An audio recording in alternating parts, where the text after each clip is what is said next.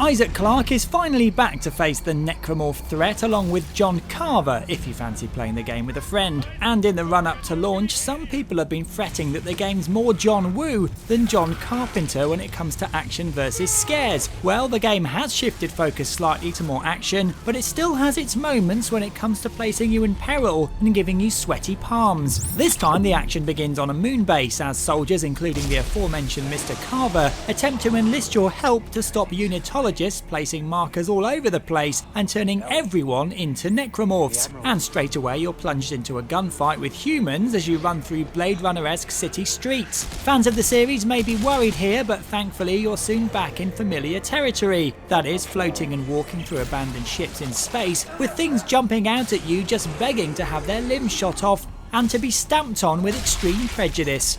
Eventually you'll end up on the snowy planet of Tau Volantis, where you'll fight a mix of humans and monsters, and hopefully enjoy yourself in the process, whilst desperately trying to remind yourself that you're not playing Lost Planet. So what's new? Well, Isaac can now roll and crouch and take cover in a rudimentary sort of way. Thankfully they haven't changed the controls too much, so you don't feel like you're playing Gears of War. However, you'll only need to crouch when people are shooting at you, and rolling is something that's totally useless, and I guarantee you won't even need to use it. Stasis and telekinesis are back, which lets you slow down advancing thingies and interact with objects from afar, and you can now make weapons out of scrap you salvage at benches. At first it's a bit overwhelming, but there really are thousands of options to build your own weapon, or you can gather materials and make one from a blueprint. You can make guns with primary and secondary fire that, for example, can scatter bullets from a distance or deliver a blast akin to a shotgun at close range. And for all those people moaning about EA letting you spend real money to make better weapons, that option really is unobtrusive and hidden away, but if you want it, it's there if you want a shortcut to finding all those bits of salvage yourself. The game may have lost some of the scares, but once again the production values are great.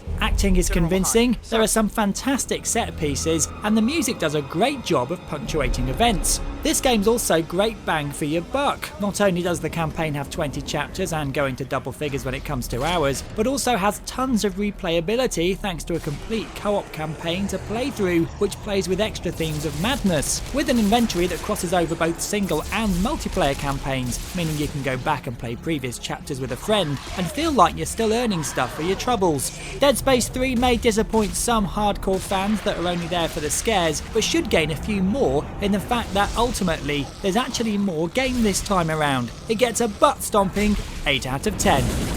You've been watching a review from Gamesweasel. If you want to get the show each week, which includes video game reviews, news, previews, competitions and special features, then head over to Gamesweasel.com for our video podcast, Gamesweasel TV. Gamesweasel.com